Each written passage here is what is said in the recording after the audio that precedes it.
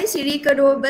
Sebelum kita bermula, izinkan saya untuk memperkenalkan diri saya. Saya Dr. Raimi binti Muhammad Redwan daripada Fakulti Industri Asas Tani, Universiti Malaysia Kelantan will be the moderator for today's session, Sembang Santai Siri ke-12, which is brought to you today by Faculty of Entrepreneurship and Faculty of Agro-Based Industry.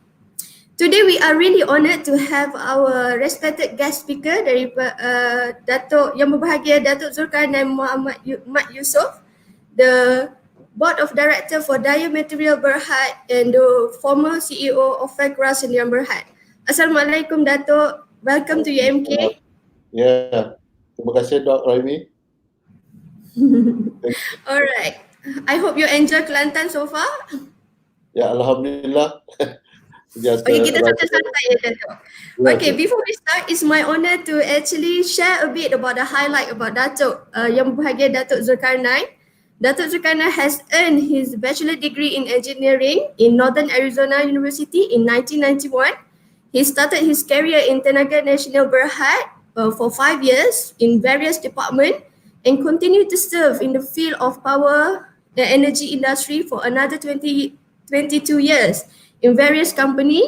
Among those is the EPE Power Corporation Berhad, which is one of the largest public listed engineering company in Malaysia, and as project manager at the EPE Power Corporation, and was the project coordinator for MRCB Groups, and served as the senior vice president for Empire Energy Corporation. And then later Datuk joined FECRA as the Chief of Investment Officer for 2 years in 2014 and 2016, and later served as CEO for FECRA for another 2 years commencing in July 2016. So as we all know, Datuk has brought FECRA to venture in various development projects. Among those is the Menara FECRA Berhad, which has the commercial value exceeding 1 billion ringgit. During his term, he has revamped FECRA role to manage the plantation outfit with better commercial perspective while still caring for social obligation to the rural folks and community by and large. So this is the most important. Datuk has brought FECRA to be the second organization to spearhead the country food security program during 50th anniversary of FECRA in December 2016.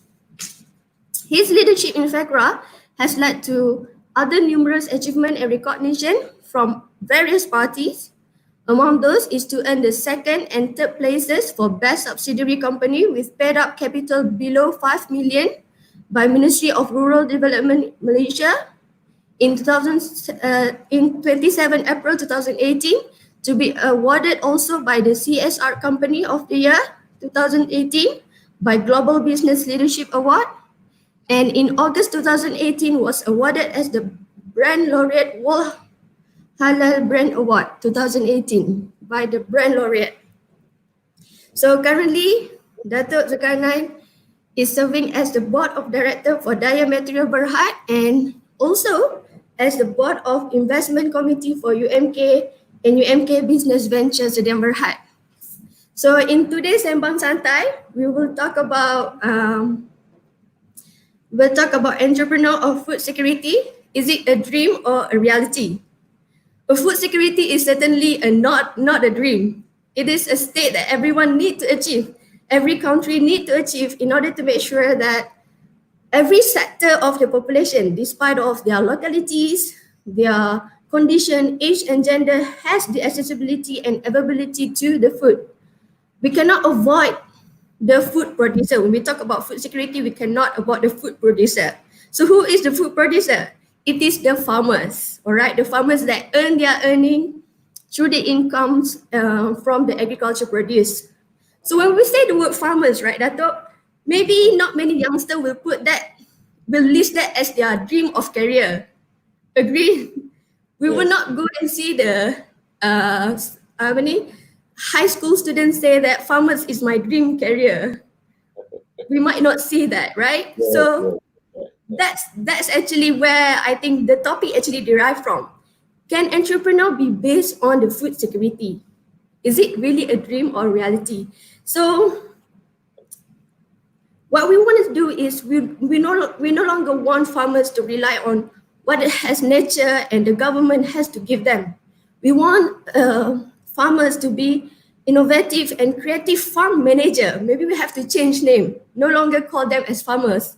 Farm manager, agripreneur, to have that good business prospect, or in other words, to have to be an entrepreneur in agriculture field.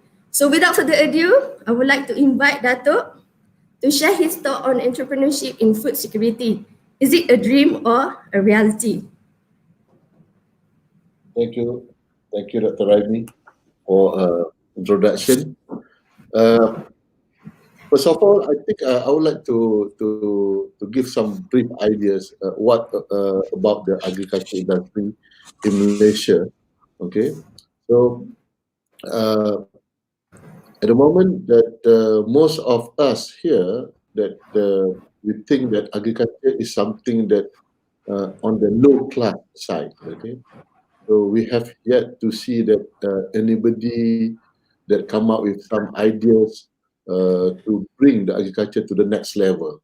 Okay, we have seen that the technopreneur, the IT developers become a very successful IT developers, but mainly there are not really many IT developers become successful, but become workers. Okay, but in terms of agriculture, throughout the whole world, we see that so many uh, what do you call it, agriculture of farmers that are very successful in Europe, in the United States, in India, in the Australia, in New Zealand. Most of the rich people are farmers. Okay, they have a very good technology, and that is the thing that we need to see, and then why I think when it comes to the agriculture activities, okay, we would like to offer to the our young generation that they can become the entrepreneur in agriculture. So why I say that, okay, we will see that, okay, this is the slide that I present here is from the data source from the Department of Statistics Malaysia. We can see that the agriculture GDP from 2012 to 2017 has increased tremendously from 89 billion to 95 billion. But up to now, I believe that it touches 100 billion. This the agriculture GDP, which is very very significant for the whole country. Okay, when we see that in Malaysia, okay, agriculture is divided into two areas. One is industrial crop, which is rubber, which is firstly being planted in Malaysia as an estate. Then later on, we have a big palm oil estate. So this contributes now to the country GDP almost 50 billion a year. All right. So our export, palm oil export annually to all over the world at the moment touches about 70 billion a year. All right. And then we see that GDP of the livestock. Livestock comprised of poultry, cattle, and other livestock touches about close to um, 10 billion, 10.9 billion, almost 11 billion a year, which is very big. Poultry here representing about almost 7 billion ringgit a year. All right. And other agriculture we see here for the GDP touches about 70 billion ringgit, paddy, vegetables about 7 billion, fruits about 4 billion, food crops about 3 billion, all billion ringgit of uh, GDP that which is we should develop our entrepreneur because the GDP is so big in this agriculture industry. I think this is must be the effort from all area, from the university, especially researchers, and then from there we derive the policy because the policy of the government derive from the GDP. If let's say GDP for the agriculture industry touches in hundreds of billion ringgit, I think the government and all of us should look into this agriculture as a key thing, especially on the food security, because after this I'll show you why the food security in this country is very vital. Okay, go to the next slide. Please, next slide. All right. If we see here, under the food subsector consisting of crop, livestock, fisheries, uh, yet to match the performance of industrial crops. Because, as I said before, the focus of the government previously on the rubber and also on the uh, palm oil plantation. But if we see on the basic food, okay, the self-sufficiency level (SSL) for the basic food, you see like rice is only 72%. So we are lagging about almost 30%. Beef 28%, which is mean that we are importing almost 70%. Mutton 10%, we are importing 90%. Milk, dairy, susu, kita hanya 5%. We import 95% of milk, fruit 66%, and vegetable 39%. So we just mean that, okay, in this SSL, it's a necessity. The susu, the paddy, the rice, the daging, beef, mutton is a necessity for our daily life. Okay, especially during PKP when we don't have or during MCO, this pandemic problem, other countries stopping from exporting all these things, our country will be suffered a lot. So this is the thing that whereby I think with this pandemic happen in the throughout the world, I think we should look into this low self-sufficiency level to increase it. The collective effort from the various parties, especially from the researchers, university, put up a policy to the government, derive a good policy to look into this thing and make it as a business entity by itself and developing by the entrepreneur by having so many what do you call it having so many incentives not only in the agriculture but also in the business side, funding, everything. Okay, must be together. All right. As you see, as a result of our country has major import of food with trade balance deficit, which has been rising from the 1990 to currently. So we have deficit is almost from 1990 is about 1 billion, but now the deficit increased to 16.5 billion. All right, which is a very big deficit. So I think the government and all of us should look into this very carefully before that we are going having a lot of problem in the near future. Okay, next slide.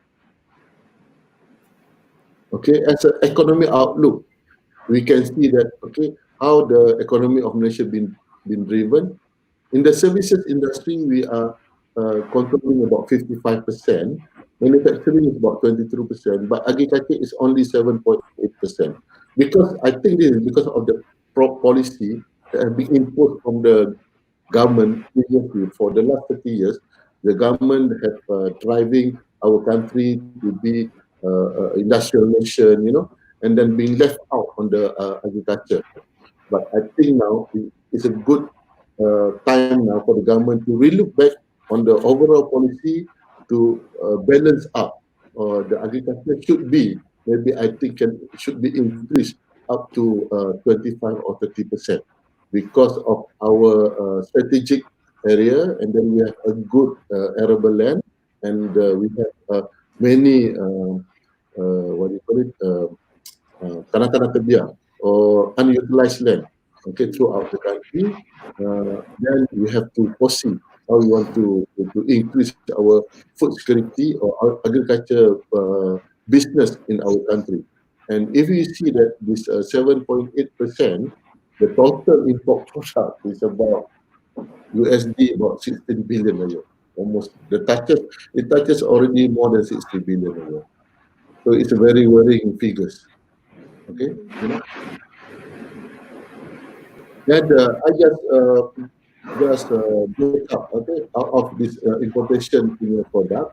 Okay, on the dairy alone, we import about almost 5 billion a year. Major importer from the country like New Zealand, Australia, US, and Thailand. Okay, what is the situation of the local supplier? Local production is sufficient to meet the sustainability. Okay, on the beef alone, we importing about 2.2 billion. Wheat and wheat flour, which is gandum, no? About 1.4 billion. Processed fruit is about almost a billion a year. So this is a huge number. Then I think our money flowing out to the country, throughout the country, through this nation, is huge. And then if we see that if in other places, like in Arab, in Europe, in America, New Zealand, and Australia, why they consume a lot of milk? Because of the health. Okay, to not our growth not stunted. Okay, kalau kita tengok orang Mak Saleh ni all big size. Why? Because they have enough. Okay, dia punya calcium product in their bones. I think in Malaysia we have a problem, and then through the statistics, okay, from the Ministry of Health, also we can see that most of Malaysians have the problem on osteoporosis when they touches 50 and above. Right. In Europe, okay, in other countries, not because the consume of this dairy is very low in Malaysia. But I consider 4 billion of import is still low, and it can touch it as high as 10 billion, which is mean if we have a good promotion, good marketing, so every student, every children, daripada sekolah rendah from the primary school, secondary school, must drink milk every day. I think the volume of the dairy production must be increased. So this is the thing that the policy that must be met. Okay, must be enhanced. Okay, we can foresee that the trade deficit from 2013 to 2017 for the last 5 years, the deficit has become higher and higher. Because why? Our import of the food product is higher and higher, and our production is lower and lower, getting lower. So the deficit increased from 16 billion to 19 billion, about 3 billion in 5 years. We don't take up a good policy and don't put up a proper policy, we're having a problem for the next generation. So that's why now it's very alarming. Okay, the younger generation, that's why from my discussion today, I would like to propose, especially the younger generation at this level, to make it agriculture as the entrepreneur, become entrepreneur in agriculture. Okay, Sure. but we have a good knowledge, a good policy, and then we will discuss after this. Okay, next slide, please. Next slide. All right. So this is we're talking about the percentage of food import, for each of the thing that happen in the country now. Okay, uh, large animal, fish and seafood, sugar, meat, cereal, coffee, tea, cocoa, dairy, eggs, vegetable, fruits. So you can imagine that how big the importation. Semua, boleh katakan semua barang ni, it can be produced locally, and you can become entrepreneur if we put up a proper business plan. Okay, and by doing so, first we can help the country to reduce the importation bill. Secondly, you can become the entrepreneur after you graduating from university. By all means, whatever the field that you are from, like myself, I'm an engineer, electrical engineer by profession, but I'm very passionate about the agriculture now. Okay, after I left Petro, I become very passionate because I know that the country has we have to do something for the food security. All right, next slide, please. Okay, you can see the self-sufficiency ratio of the livestock. I'm talking about livestock from 2010 to 2018 from the beef, okay, reducing from 30% to 32%, which is mean that we import higher and higher on the beef. Poultry, now we are more, what do you call it, the production in poultry. Also pork is a big, we don't touch pork lah, as a Muslim. Mutton, kambing, mutton is 10% only. So we just mean that if you want to become the entrepreneur in the livestock, okay, this is the data that you should look at. Okay, how you want to move from there. All right. Okay, next.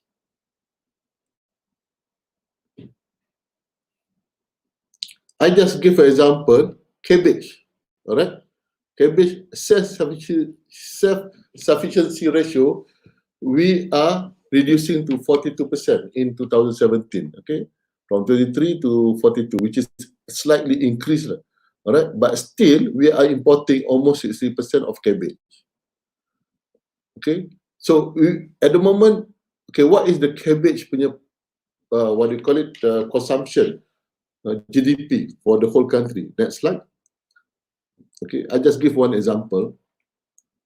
Okay, this is the consumption of the cabbage for the whole country. Production value is 100 million. 100 million production of the cabbage in the country. But this one only represent 40%. We import 60%. So which is mean that we are importing another 120 million ringgit a year. So the total consumption now of the cabbage is about 200 million plus a year. So we are shortage about 120 million of cabbage a year. We are importing from our neighboring country like Indonesia, like China, like Thailand, you know, all this country. But okay, we have foreseen that, okay, now we talk about the halal products, all these things. We do not know. When we are importing from this country, we do not know what sort of the fertilizer they are using it. Is it organic fertilizer? Is it halal fertilizer? All these things. So that's why I think now we have to look a full chain, okay, from the fertilizer technology to the plantation technology to the how to plant the thing, okay. Then after that, marketing technology also. In marketing now is online marketing is also a technology base, okay. So this is payment also can be on the online payment also, okay. So this is the whole chain we have to see in order for us to become a good entrepreneur in the agriculture. So I give you one example only on the cabbage. We are importing 60% annually, worth about 120 to 130 million a year. The total GDP is about 200 million ringgit plus a year. Okay, next slide. And then we can see the usage for the cabbage on the area throughout the whole country. Kelantan especially, only 19 hectares. And production only 810,000.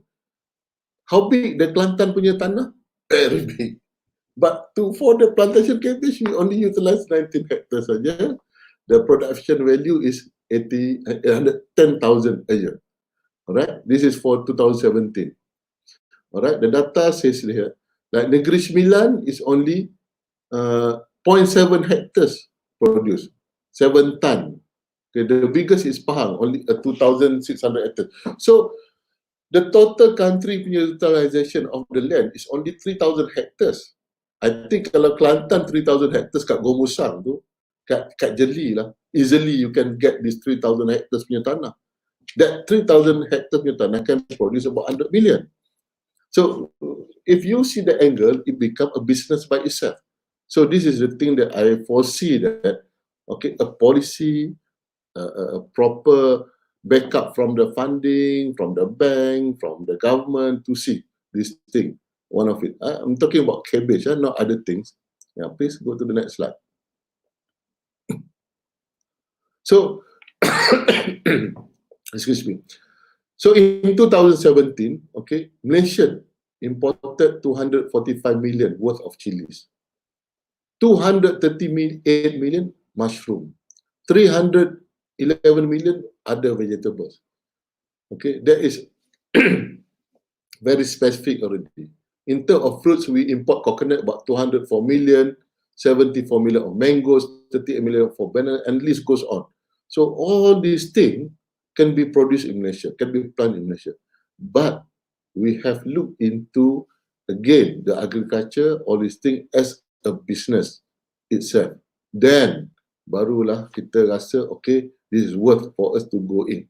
Okay, but because at the moment, normally the kita tengok, okay, after we graduate, especially the youngsters, they want to work into the, let's say, engineering lah, accountant lah, all these things.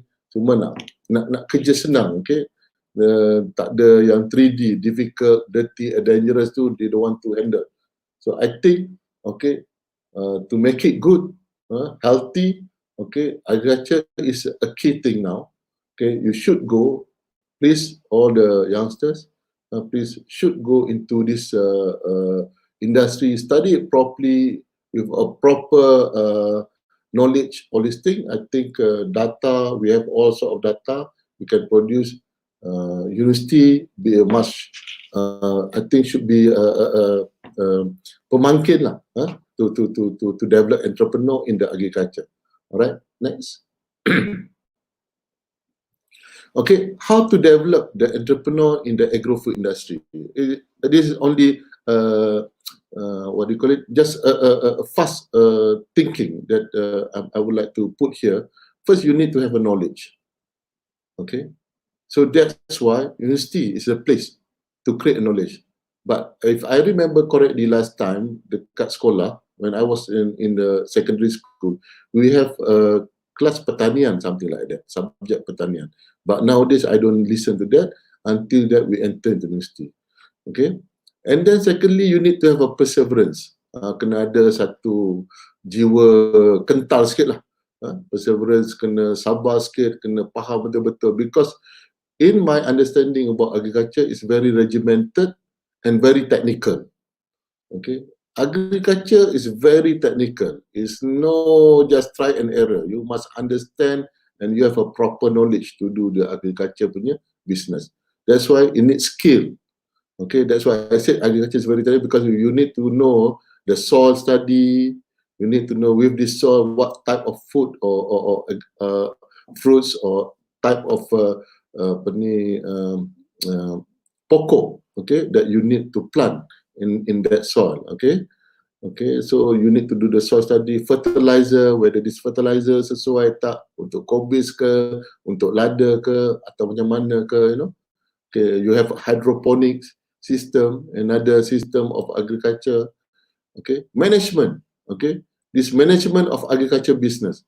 Okay, I hope that university have this kind of platform to offer how to manage or managing the business in agriculture. You need to have a discipline. That's why I said very regimented discipline in terms of how to manage your agriculture or plantation area. You need to have a mental strength. Okay, in any businesses, if you want to become the entrepreneur, mental strength is very important. And finally, the most important one, the funds. Okay, this is where the government coming in to assist. Okay, whether from the Ministry of Agriculture, from the bank, from the private equity, private funding, whatever, you know. So we have to mold all these things to become successful in the agro-food industry in the near future. So that's why the policy, okay, in order to have this, we have to mold the policy, okay, because at the moment, most of the bank, only agro bank that provide the agriculture funding. I think we need to have a policy whereby other bank also should come into this agriculture punya funding business to assist the young generation, okay, to reduce our importation bill is very important, okay, and then because of this thing, our food security, okay, is for the country punya, for country's sake, we need to protect this agriculture business become a key thing in our country. Okay, as you know, UPM also has a capacity to train agro entrepreneurs through agro entrepreneurship incubation program. Okay, hopefully in the UMK also we create this program. I hope to assist this student that are looking or interested to become entrepreneur in the agro-food industry. I think this is my short presentation. Dr. Raimi, maybe you have something that you can share about your expertise and also your experience in the industry. Thank you. Alright, terima kasih Datuk. So kalau saya boleh recap a bit about what you have presented just now, it was very interesting. Kita boleh tengok GDP in agriculture actually is increasing actually kan. And this is actually due to the effort, concerted effort daripada pelbagai jenis agensi. Sebenarnya pelbagai agensi kerajaan sebenarnya banyak memberi dana untuk membantu mempertingkatkan food security dekat Malaysia. Cuma sekarang ni persoalan dia sama ada petani tu atau farmers tu ada mencari efforts towards that ataupun tak. Ada menggunakan dana ataupun tak. Ataupun mereka terlalu bergantung kepada dana-dana tersebut yang mungkin boleh menyebabkan mereka terlalu bergantung kepada kerajaan dan tidak mempunyai inisiatif sendiri untuk maju ke hadapan. Dan kita juga tengok dari segi the underutilized land. Saya percaya dengan pengalaman Datuk dekat Faircraft, Datuk tengok banyak pengalaman tentang underutilized land. Sedangkan kalau kita berbincang tentang food security, dekat Malaysia kita bercerita tentang ketidakkecukupan tanah untuk menanam. Sebenarnya tanah tu tidak digunakan untuk menanam. Dan banyak tanah-tanah ditukar untuk pelbagai sektor yang lain. Dan untuk membina rumah, dia mentukar geran tanah pertanian kepada untuk tujuan-tujuan lain. Dan kita tengok dari segi macam mana pentingnya untuk kita gabungkan bisnes dan agriculture. Bisnes dengan agriculture tidak boleh diasingkan lagi. Dua-dua elemen ini perlu bergabung supaya farmers tu no longer be the traditional farmers. They will be the agri-entrepreneur as we wish to see them. Supaya dia orang dapat bangga. They can feel proud to be the entrepreneur in agriculture field. Di sini kita ada beberapa soalan Datuk daripada kita punya audience. Yang pertama, the capitalization of IR 4.0 to increase productivity in agriculture industry.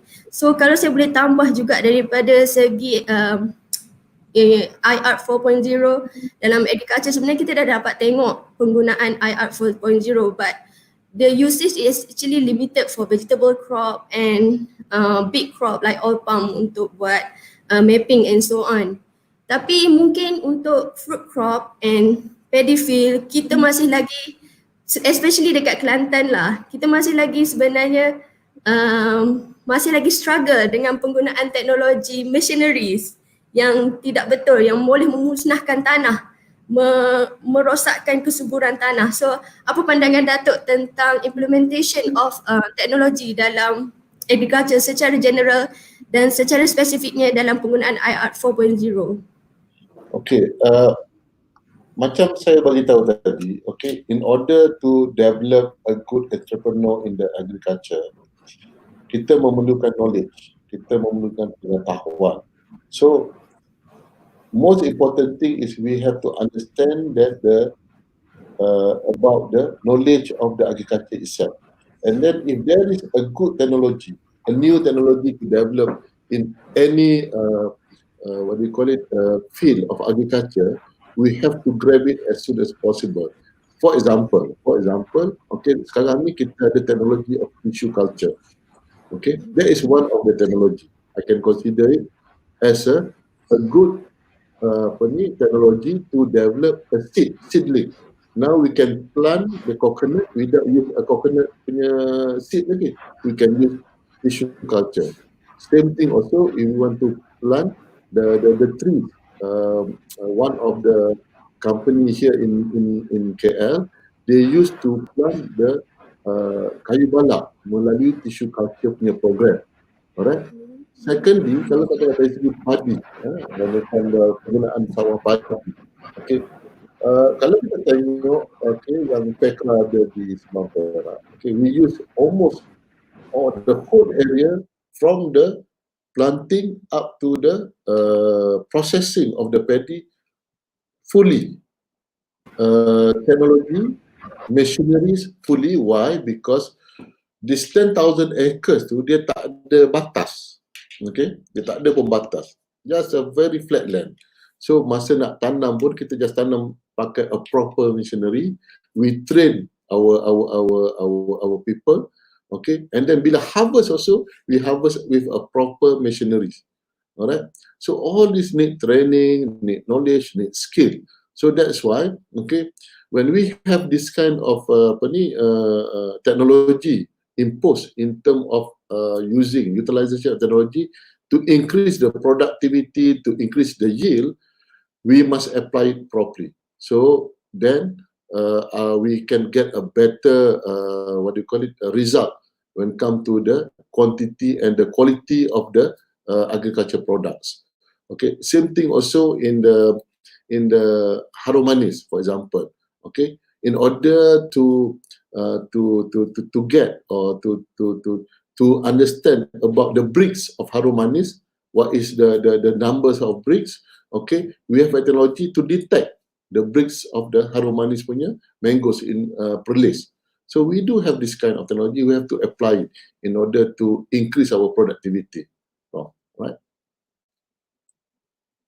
Okey, terima kasih Datuk.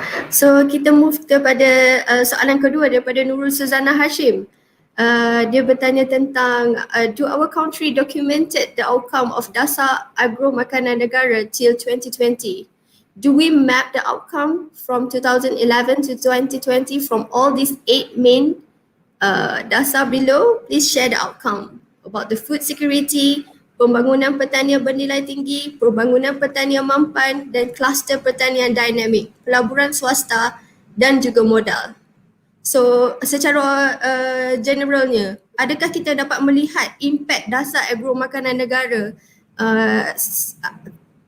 daripada dia mula diimplementasi hinggalah sekarang?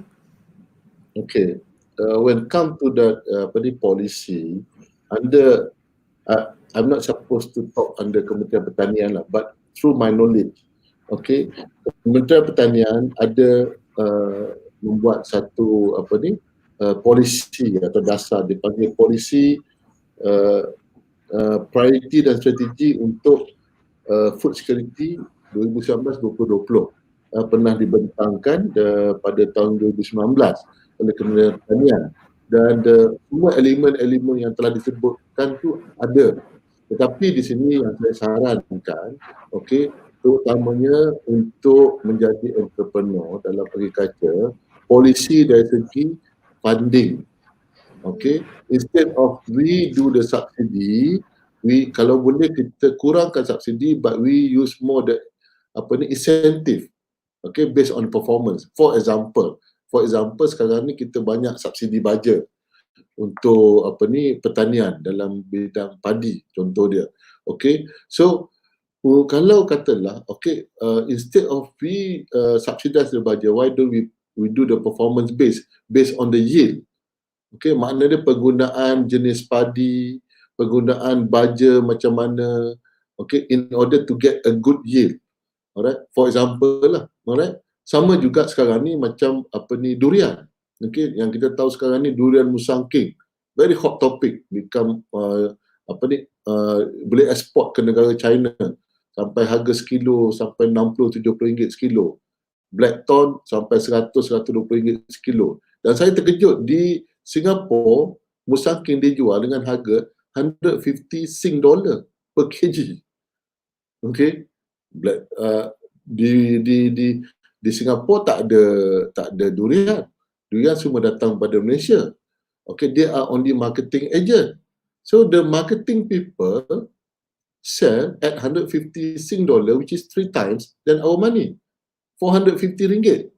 So just imagine. So this is the marketing strategy, all this element must be put it right.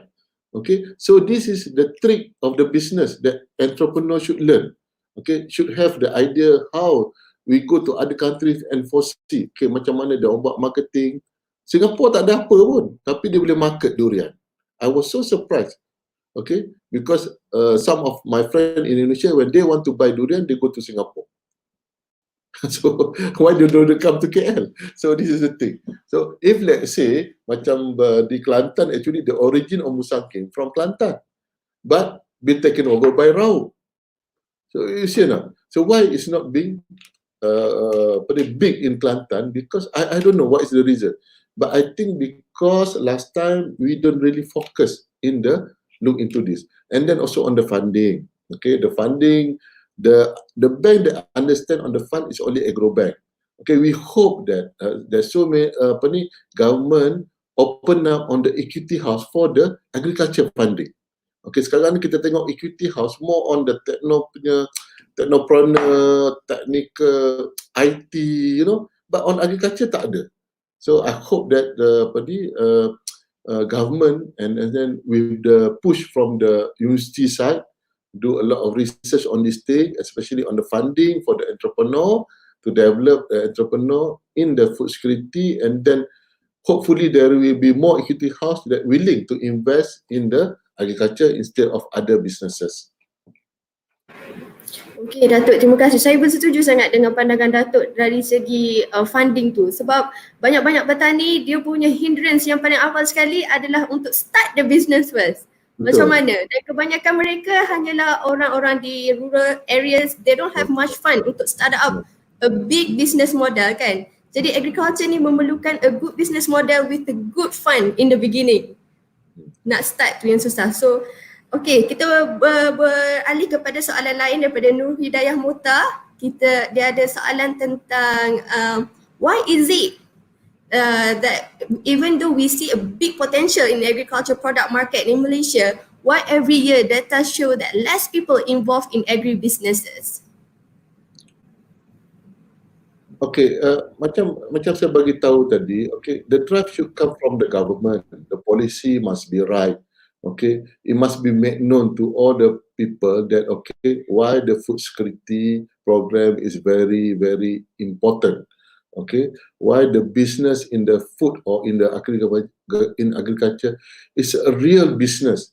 It's not orang cakap business kampung lah, or business untuk orang kampung, and then ni siapa dia jadi petani, ni orang miskin. This is all wrong concept. Okay, most of the farmers macam saya cakap tadi di UK, di US are the rich people. Okay, because they have the right element. There is a lot of cooperative, there is a good support from the government in terms of funding, in terms of sharing the knowledge, the skill. Okay, this is the most important thing, the most important element that can be a right successful punya method. So the government must believe in the agriculture is the key thing. That is the most important thing, and the people, so the public, okay, must believe agriculture is the key thing now. So I show the data just to show, okay, why we keep importing, because all of us want to have an easy life. Kita nak beli susu, kita pergi kedai beli susu, but we don't know that the susu, in our case in Malaysia, actually is one of the expensive in the world. RM7, RM7.50 per liter susu kita. Whereby dekat Arab Saudi, dekat UK, dekat US, it's only RM3. So we spend susu like nobody business, RM7 per liter. So because why? Because we don't have enough susu. We import susu. So this is another business, the entrepreneur small to develop. In Thailand, they go by cooperative way. Okay, every cooperative in kampung, maybe dia bagi seorang ternak 3-4 ekor lembu susu. Then they do the buyback at certain price. So maybe we can emulate this system. So that's why I said the study must be comprehensive from the production to the marketing. Okay, kalau katalah tak ada the complete study and then how to assist this entrepreneur in this thing, and then makin lama makin, walaupun kita put a policy, is good policy, but if there is no proper guidance, we being left behind. Okay. Yeah, true. So we are in Malaysia, we are still lacking in terms of livestock industry. We are still struggling about producing the good amount of milk, dairy products, and the meat. We're still importing much of that from the other countries. So we really need to improve on that. And indeed, a study that looks everything in the supply chain is really required, is really needed in order to help entrepreneur to facilitate them in this industry. Because kalau dekat Kelantan ni dengan pengalaman yang saya tengok lah, ramai yang buat secara kecil-kecilan. Dia tak buat secara yang besar-besaran. So mungkin dekat situ seperti mana kita discuss sebelum ni, dia adalah disebabkan masalah fund dan juga masalah dia tak tahu macam mana nak start off untuk big scale. Macam mana nak ada dan pelihara lembu dalam skala yang besar. Okay, ada satu komen yang sangat menarik di live komen kita ya. untuk mengaplikasikan modern farming through application of IR 4.0 ni dengan menggunakan vertical farming to reduce land usage and control environment. So kalau boleh saya tambah sikit daripada segi vertical farming ni, adakah Datuk rasa dengan negara kita yang mempunyai land yang banyak yang underutilized, adakah kita memerlukan vertical farming seperti mana dekat negara jiran kita Singapore? Kita tengok banyak bangunan dia yang ditukar menjadi vertical farming dan ditanam dengan tumbuh-tumbuhan even dekat luar bangunan. So apa pandangan Datuk tentang vertical farming and control environment farming? Okay, vertical farming ni, most of it applicable to the country whereby they don't have enough land. Okay, that's why they produce vertical farming. Okay, secondly is those who are country yang mana tanah-tanah dia tak sesuai untuk buat tanaman-tanaman. Tapi di negara kita, di Malaysia ni, we have a big land, many unutilized land, so huge. Kalau kat Kelantan sahaja kita tengok, kita on the way kita nak pergi ke Tanah Merah ke Kuala Kerai ke, or on the way to Gua Musang, kiri kanan kita dah tengok dah banyak tanah-tanah terbiar. Alright, so I think the best is still we put up a proper farming dekat tanah-tanah yang terbiar ni dulu. Vertical farming ni is very expensive.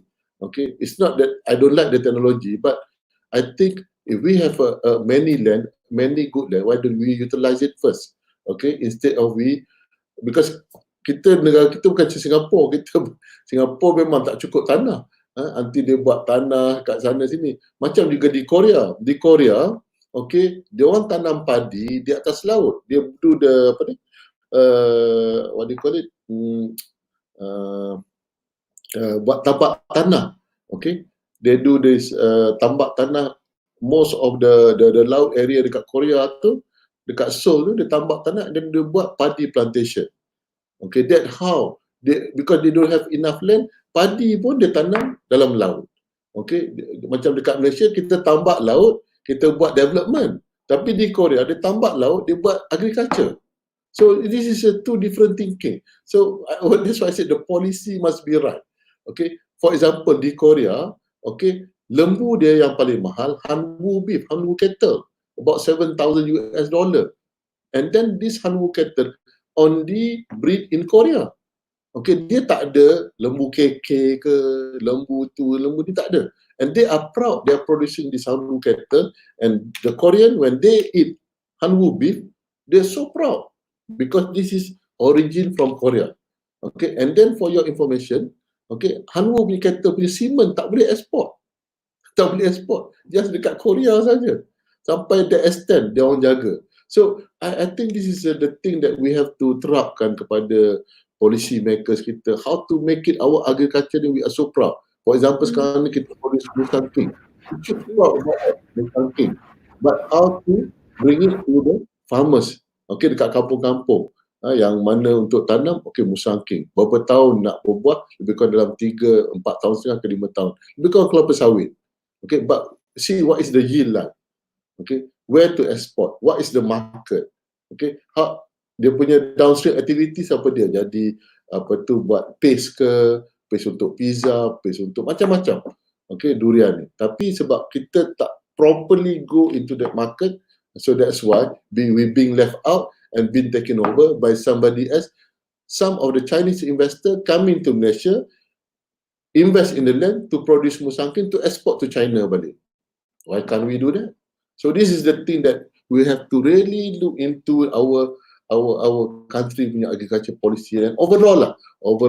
And I really believe that the current business that will prosper our country is agriculture, especially in food security. Alright, Datuk, true.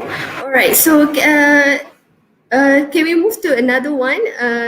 There's a very interesting topic yang boleh kita discuss, kupas daripada sini, daripada Annie Hazria Hassan. we need to train our youngster with the advanced technology of farming and agriculture business. I think we already touched about that. But what is interesting, they touched about leaking of supply chain to avoid disadvantages for the farmers, especially in terms of ROI in their agriculture businesses and investment. So kat sini mungkin kita boleh tengok the function of the middleman yang selalu mendapat keuntungan lebih daripada the farmers, especially in rural areas. So daripada pengalaman Datuk bekerja dengan orang-orang dalam pendalaman, so macam mana untuk avoid this kind of thing happen supaya farmers tu sendiri mendapat keuntungan yang banyak sebagai the main food producer, because we are depending on them, but of course they are depending on the middleman to market diorang punya produce. Tapi macam mana kalau kita nak break the chain tu supaya farmers boleh be proud of their produce and earn sama seperti mana yang effort dia dah letak untuk produce the food. Okay, I think dekat negara kita ni kita ada farmer, kita ada LPP, kita ada koperasi. This is actually the place whereby the farmers can form a association. Okay, either be it koperasi ataupun LPP and also affiliate with farmer lah. Okay. Secondly, okay, this farmers association ni must able to have a business network. Okay. So the problem with our people farmers ni, dia tak ada business network, makna marketing. That's why they become middleman to become a marketing man. Okay, farmers just produce because their knowledge on marketing tak ada.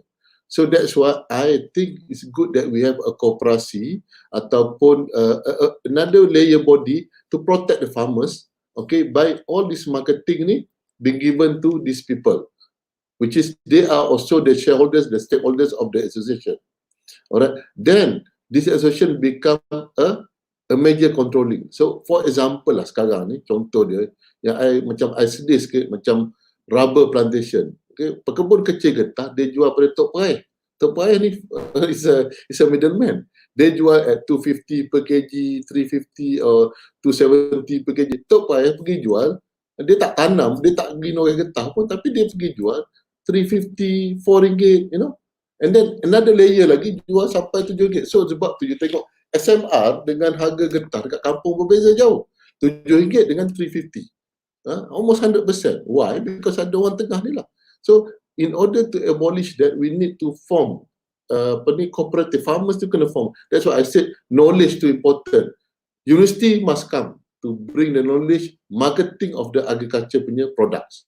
Okay, how to do that? By as putting a big farmers association, something like that. You have to study that.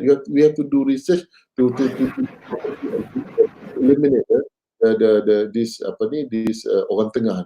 Okay, because we need to create a business network among the entrepreneurs in the agriculture. Kalau tak ada business network, then kita tak boleh buat marketing, proper marketing. Now we have online business. We need to train our farmers to do the online marketing. Contoh dia lah. Okay, macam during PKP dulu, even nasi goreng pun dia orang hantar online. Okay, nasi goreng, and then the McDonald booming like nobody business. Grabs punya tu booming, yang menghantar barang ni, because online business ni is properly done, then the farmers can sell it by themselves. So that's why all this technology already we have all this technology. The only thing is how to train our farmers to go to this technology and marketing products, program, holistic. Right, betul tu Datuk. It actually reminds me of our model crop sebenarnya. Sebenarnya dekat Malaysia ni kita ada satu model crop yang kita sudah berjaya, iaitu oil palm. Macam mana oil palm tu actually dia dikontrol oleh one big company yang control semua daripada producing sampailah marketing. So that's why they actually earn a lot daripada the oil palm production tu. Dan kalau kita tengok rubber taper memang sangat kesian. Even saya punya mak mertua sendiri pun adalah rubber taper. So dia tap the tree for like 6 acre tapi dapat pulangan memang sangat sikit. Sebab apa? Sebab dia jual kepada orang tengah je.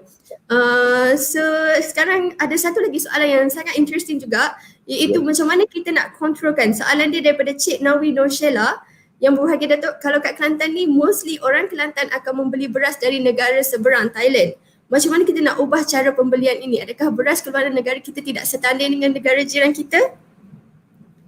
Kalau saya boleh tambah juga dari segi pembelian daripada negara luar ni kalau cara pembelian ni secara, saya tak tahulah, secara halal ataupun secara illegal.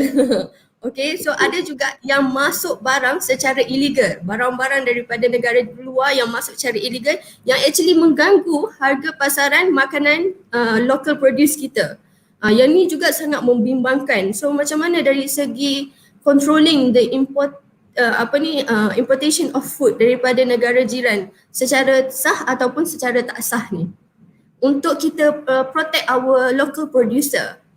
Kita kalau kita ambil beras ni, memang kita tak cukup. Kalau kita tak cukup, kita production macam saya cakap tadi, we import about 30 to 35% annually beras. So that's why, macam di Kelantan, border dengan di Golok atau Panjang semua ni, easily can get the beras from Thailand. Okay, at a very cheap price. Because why? Because most of them seruduk lah kan, banyak seruduk. And penguatkuasaan is very important. Lepas tu beras punya quality di Malaysia ni, it's not because tak ada quality, it's because of we don't promote our own beras, quality beras kita kan. So kalau macam kita tengok di Jepun, we call it Japonica rice. Okay, Japonica rice ni kalau di Jepun is the highest quality in term of rice, walaupun ada beras apa tu yang panjang tu, yang daripada India tu dia panggil beras apa tu? Beras Indica. Biryani Indica. Biryani ke yang buat biryani tu lah kan. Dia Indica, Japonica. So Japonica rice ni is the most expensive one. Why? Because the Japanese really appreciate dia punya product. Tapi macam mana dia produce beras tu? Baja organik. Okay, baja organik, tempat tanam tu, tanah dia sesuai, and then lepas tu dia control the taste, dia control dia punya penghasilan padi tu, anak benih dia tu. So bila dia control semua ni, so that's why the quality of the rice tu automatic datang. So macam kita perlu bangga makan makanan daripada Malaysia. Masalah dia orang kita ni, kalau bukan pada Malaysia ni bangga. Especially macam kita import so many beef from India. It's not daging lembu. Kadang-kadang dia cakap campur daging kerbau, all this thing. And then I think kalau di Kelantan kita lagi suka makan daging lembu KK, lagi kampung lah kita panggil. Okay, the price is higher than import, tapi the taste is better. So this is the thing that we should look at. Okay, we should proud that what we have. Okay, bukan kita import kita ini beras import lagi bagus ni. Kan kita tak tahu dia pakai baja apa, organik ke tak organik ke, halal ke tak halal ke. So kalau kita buat beras sendiri macam dekat Fekra dulu, baja Fekra, anak benih Fekra, padi pun keluaran Fekra, bila pergi harvest pun kita semua kita kontrol. So sampai itu. Okay, so this is the thing that we should be proud of. Okay, and then when come to the padi punya penanaman, macam saya cakap tadi, saliran. Okay, our irrigation system must be right. Okay, the problem is we have so many rainfall, but we don't control on the irrigation. Also big problem.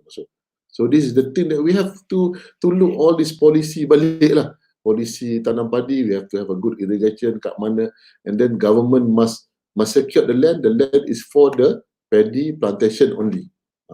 Gazette the land. So this is the thing that the government should do. Okay, so that come back to the policy makers. Okey Datuk, saya setuju ya tu. Sebab kalau kita tengokkan dari segi orang penanam, dia orang ni banyak fikir nak hujung tu yang untung kan. So tapi dia tanam tu dia orang tak ada feel. Yang kalau dia betul-betul ada feel, barulah dia buat semua benda tu dengan cara betul supaya akhir tu kita akan dapat kualiti yang sangat-sangat bernilai tinggi. Macam ada orang yang dekat Jepun, dia satu pokok satu buah mangga untuk menghasilkan satu buah yang sangat-sangat bernilai tinggi. So orang kita jarang ada berfikiran begitu. Yang dia orang fikir hanya nak dapat keuntungan besar di akhirnya, tapi tak tahu apa steps tu. Mungkin betul daripada apa yang kita bincang sebelum ni, dari segi knowledge dan skill tu yang penting supaya dia orang tahu segala benda yang dia orang buat dari segi production tu sebenarnya affect the end product. So soalan yang kedua daripada Prof. Selina. science student will focus more on their science related discipline while business student will focus more on business related courses. What is your advice on the current academic program or curriculum to ensure we are producing the right talent that can fit in entrepreneurial and business field? I think in this question, I feel relieved that I'm actually in Faculty of Agro-Based Industry and in UMK because we actually embed entrepreneurship with our agriculture program here at UMK. It's just that we need to polish a bit here and there, and we need expertise like you, Datuk, to advise us on this. So I think we are moving at the right direction where we actually combine entrepreneurship and agriculture. We just have to work together with Faculty of Entrepreneurship so that the program would be more comprehensive to really covers and helps the food security in the nation. So your comment on this, Datuk? Okay, when you talk about science, okay, in agriculture itself, there is so many science punya method. Soil sciences, soil investigation is science. Okay, in terms of apa ni, what do you call it, machinery also is science.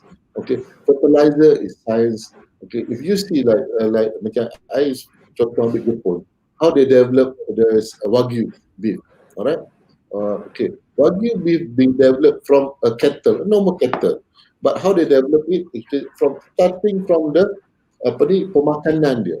Pemakanan dia rumput yang dia makan tu, okay, the grass that being eaten by this Wagyu cattle, okay, the cattle in Japan is controlled with a proper fertilizer.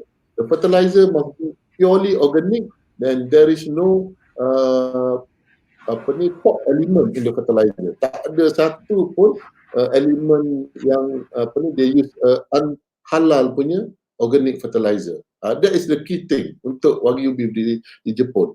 So then dia punya pemakanan dia, rumput dia pun dia control. Alright. So then after that cara dia jaga lembu tu. Okay, the cattle tu is the cattle farm, not everybody can go in. Only a few people because to control the disease. Okay, to control the disease because kita tak tahu somebody with other diseases tu boleh pergi transfer pada animal. So in order to control that disease, only those who having a proper attire can enter to the cattle farm. Okay, and then after that when they do the slaughtering, okay, the slaughtering punya effect tu dia tak jatuh ke tanah pun. Dia tak kena pun atas lantai. Okay, the slaughter tu. Ya. Lepas tu cara dia lapahkan apa semua ni tak kena lantai pun ke atas, semua atas a proper way. So then after that terus masuk peti ais and then after that packing. So all ada step-step dia. Okay, so this is a business by itself. Kalau kita tengok cara dia orang buat tu, semua tu have a proper knowledge, skill with the technology, everything. So we combine this, okay, whether it's the science student, when come to the slaughtering house, you have to design it. Macam kita sekarang bila nak sembelih lembu, pergi belakang rumah je kalau especially kalau musim raya haji, dekat masjid tu kan. Tak boleh.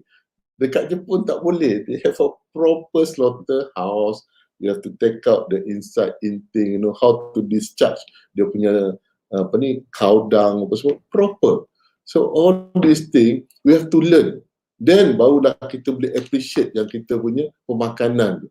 Okay, that's why I think Korea do that, Australia is doing that, Japanese is very particular on that. So I think our farmers need to learn. And with the UST, please send your student to see all these things. Not only in the agriculture, also in livestock. And you will understand what I mean. Because I've seen all these things, and then it's a real thing, and it can be applicable in Malaysia. It can be a big business because we know how to breed cattle. We cannot say that we don't know. Our orang tua tahu, but in a proper manner, then we can have a very good and very proud of our cattle made in Malaysia punya cattle. No? Okay, Datuk. So engineering. So dekat UMK, dekat Faculty of Agri Industry, kita agro-based industry, kita ada dua program actually. Memang satu tu memang focus on the livestock, which is animal husbandry, and then another one we have agriculture, and we have a specific program to work on the food security. You guys are on the right track. Yeah, we are on the right track. I think after listening to your lecture, we know that we are in the right track, but we just have to polish our curriculum a bit so that it's better suit for the future generation untuk menjadi lagi attractive kepada youngster. That was our challenge, yang sebab tu yang saya highlight awal-awal tu. Bila kita nak promotekan our academic curriculum programs to the youngsters, they'll be like, farmers, like, you know, we're not turning you into farmers, you know. Itulah kita nak tukar perspektif youngster kita ni supaya bukan melihat farmers sebagai traditional farmers yang relying on the nature and the government, but we want them to be that agripreneur yang ada good business model and business perspective. Alright, so another question, mungkin daripada yang kita discuss pada awal tadi berkenaan dengan farmer sebagai a national agent to buy back local crop daripada Rosalina Ahmad Saufi. Dia tanya tentang what is the efficiency and effectiveness in rendering their roles. Maybe kita boleh improvekan lagi farmer ni supaya jadi lagi efektif untuk membantu para petani untuk meraih lagi banyak keuntungan daripada pemasaran food produce mereka. Okay, this is the that I said that the government must have a good policy to incentivize the farmers. Okay, so farmer is a good agency to give the incentive for the buyback option. So if let's say, okay, the role of farmer is to develop a marketing as a marketing arm for the farmers. But if we can improvise in terms of providing a good product to farmer, and then I think farmer can become a good buyback agent for the farmers at a good price. Okay, and then also when it comes to the marketing agent, okay, we know that our product is not only can be marketed internally, we also can market internationally. All right, so this is where that we see that, okay, what is the product that can be market outside the country or inside the country. So farmer can become a good role. For example, like durian tadi. Before this, nobody know that durian can export to China. Then suddenly, in last 5-6 years, okay, it become a booming in China. Now the demand is so high, everybody is rushing to planting up the durian. Sama ada di Rau ke, di dekat kawasan border Pahang, Kelantan, semua banyak dah buka. But still it's not enough because the demand is so big. Okay, at the moment, as I know, there are only 11 companies being given a license to export to China. Only 11 companies only approved by the Chinese government. And then this plantation must have a good GMP, a good MIGAP lah, a good agriculture practice. Okay? Practice. GAP, MIGAP. And then they have a criteria in order to do that. So this is the thing, the knowledge that need to be executed to the farmers untuk entrepreneur dalam bidang-bidang pertanian. Okay, this is for the fruits, for the foods. Okay, for the food processing, all these things. Okay, halal product is the key thing because our JAKIM punya certification halal is the well-renowned in the world. So if we produce a product, agriculture product that is have certified with JAKIM, you can market anywhere in the world. Okay, but sekarang ni tak ada yang go towards that. Tak ramai agripreneur lah yang really look JAKIM ni is a stepping stone for them to go for overseas. Okay, so this is the thing that, because if let's say you go to UK, you go to Japan, you go to Saudi, okay, they'll be asking, okay, do you have a halal certificate from JAKIM? Especially JAKIM. JAKIM is well renowned, so we should capitalize on this as our business punya opportunity to go outside the country. Alright, so kita tak nampak sini pasal kita tak rasa, sebab kita rasa makanan kita kat sini okey je. Tapi dekat overseas, dia orang pilih, oh ini halal JAKIM. Yeah. They are very confident with Jakir punya certification. So this is the thing that we have to provide the knowledge to our farmers and how to make it halal. My gap ada, lepas tu ada processing from sirim lah, macam-macam proses. So if we have all the proper standard, then our product can become a premium product with a halal certificate. So this is where that how the marketing strategy must be in place. This is where also the funding must come in place to assist the farmers. Saya rasa yang paling penting sekali kita perlu mengeluarkan farmers kita ni daripada diorang punya traditional mind. In term of our punya resources dekat Malaysia, seperti Datuk cakap, MyGap, Sirim, Halal, we have all resources untuk bagi accreditation kepada ladang-ladang ni supaya diorang ni boleh menghasilkan produce yang boleh diimport keluar yang berkualiti tinggi, sebab untuk import keluar dia perlu memenuhi sertifikasi yang sangat tinggi. Dan tak ramai sebenarnya kita tengok ladang-ladang ni yang mempunyai akreditasi MyGap, kecuali kalau dipaksa seperti mana di Cameron Highland. So kalau kat Cameron Highland kita boleh nampak, sebab di sana bila saya pergi hari tu latihan dengan Jabatan Pertanian, mereka ni sebenarnya dipaksa untuk mendapatkan persijilan MyGap, baru mereka akan buat. Kalau volunteering ni tak ramai yang nak commit kepada such thing, sebab bagi mereka self-sustain is already enough. Diorang tak ada that initiative tau untuk move forward, untuk expand their market. Okay, kita ada satu lagi soalan dari segi climate change. Adakah agriculture kita dekat Malaysia affected in term of rapid climate change in Malaysia? Okay, kalau kita tengok dari segi kita punya impact on the climate dekat throughout the country, I think yang kita concern dulu is El Nino punya effect lah. Okay, El Nino. There is only the climate punya problem that we are having problem in Malaysia. Kalau kita tengok dekat US, dekat mana-mana Europe, apa semua, there are 4 season country lagi teruk dia punya climate change. Dekat US dengan taufannya, dengan apa semua, lagi teruk. Macam-macam problem dekat US ni, kan? Tapi dekat Malaysia ni, Alhamdulillah, kita ni only satu je, El Nino. That is controllable. El Nino ni musim kering. So then we have to have a good, that's why I come back to a proper irrigation system. Takungan air. We have a good rain season.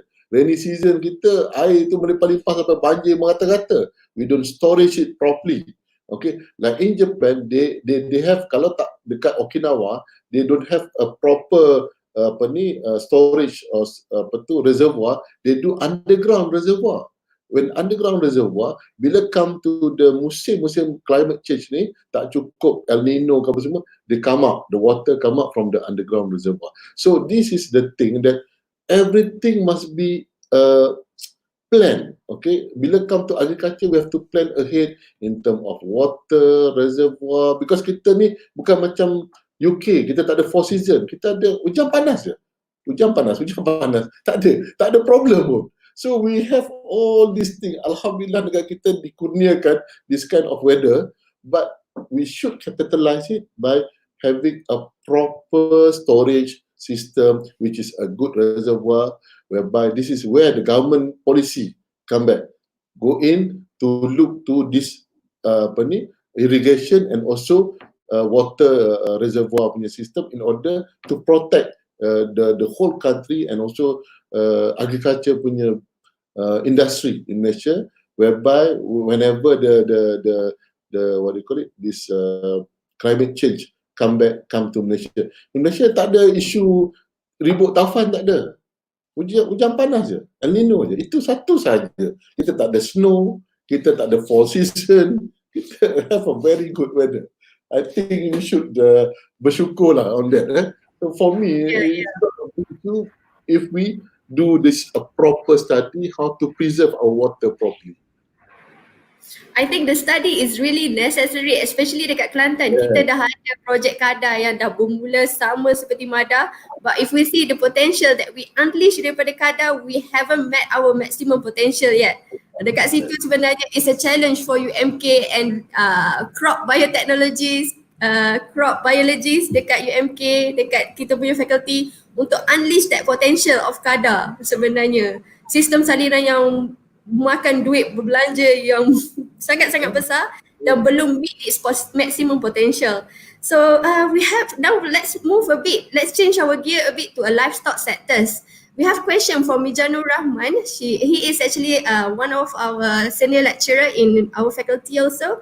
Can Datuk give suggestion how there are actually enough technology in livestock sectors? Can Datuk give suggestion how can we motivate the farmers and youngsters to involve in livestock businesses? Is it better to make cooperative system or the comprehensive approach to encourage them to join in? Okay. When you talk about livestock, this is the very important punya business whereby you must understand the whole chain from the very beginning daripada dia punya pembiakan sampailah kepada marketing. Okay, because if we don't have a proper understanding for the whole chain, and then it become a burden for the farmers. So when you talk about technology holistic, I don't think that kita really fully do the potential study on the the change daripada livestock ni, daripada anak kepada dia besar, pemakanan dia kepada marketing. Sebab kalau katalah sekarang ni nak jual lembu, tak ada masalah. If you ask me, whether cooperative ke ataupun, because we don't have enough cattle. Macam I tunjuk tadi, kita punya import, kita punya SSL, self-sustain punya level is only 28%. Makna that we import about 70%. So this is a big problem. Okay, maksud dia kalau katalah kita nak jual tak ada masalah. Okay, whether cooperative ke apa. Tapi cara kita nak membiakkan dia tu dulu. Macam mana? Whether we want to go by cooperative way or we want to go in independent. So in the country like Australia apa semua, dia orang ni very lucky because they have a free grazing area big. Tapi di Malaysia kita tak ada free yang besar. We have to do that. Okay, we have to plant the napier, rumput-rumput napier, all these things. But don't forget that, as I mentioned just now, in Saudi they are the biggest tenusu whereby dia orang punya pemakanan dia 100% import from Brazil, Argentina and US. Okay, but yet they can produce their lembu locally.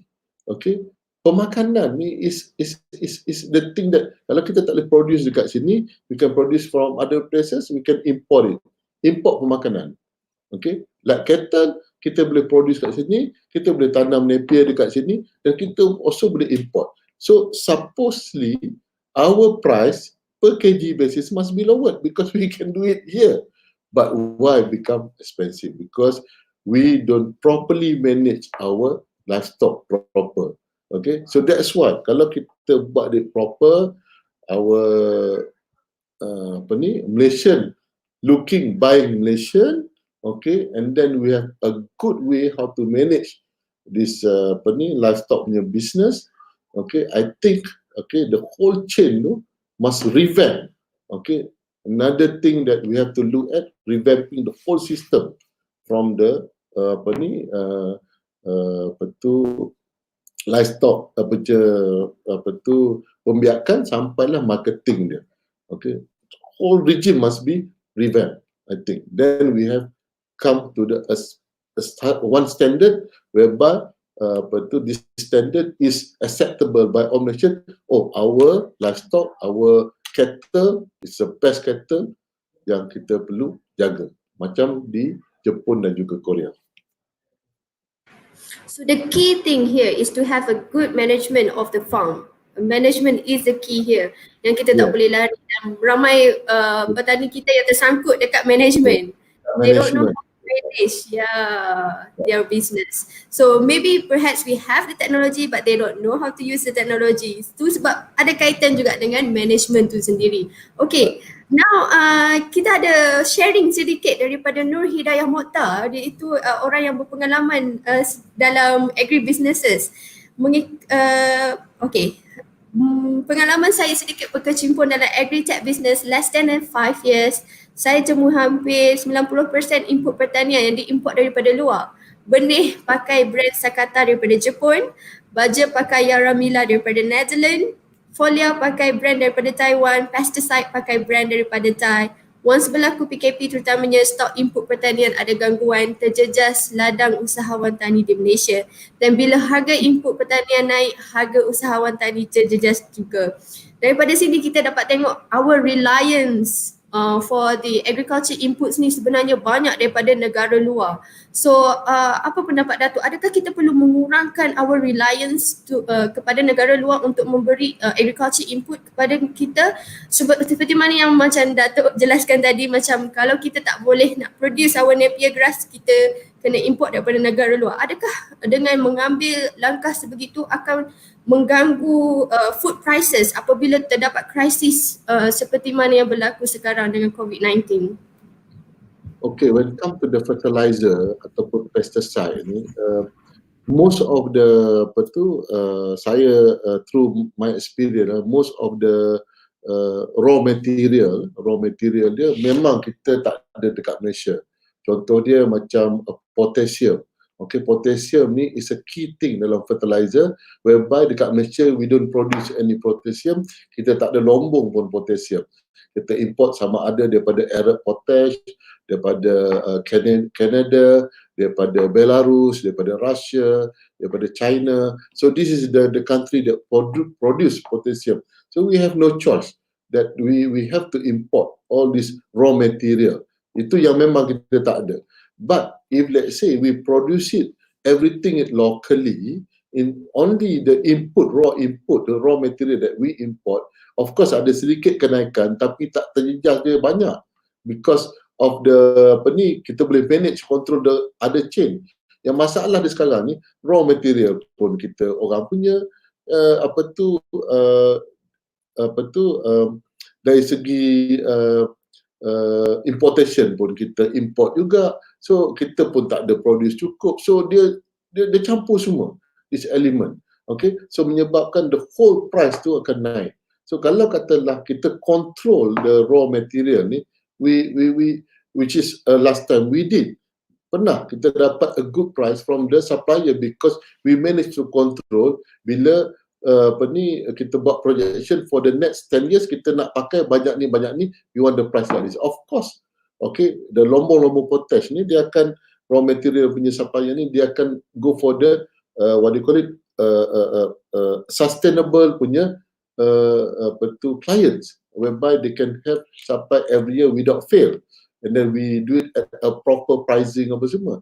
Tetapi kalau kata ada elemen-elemen yang menyebabkan kita import, despite of raw material, kita import lagi ada pertanian punya things like vegetables, kita import apa semua, it make unstable, everything unstable, menyebabkan price semua naik. Sebab kita tak produce it locally, vegetables or other agri-food product. So ini menyebabkan benda tu naik. Bukan sebab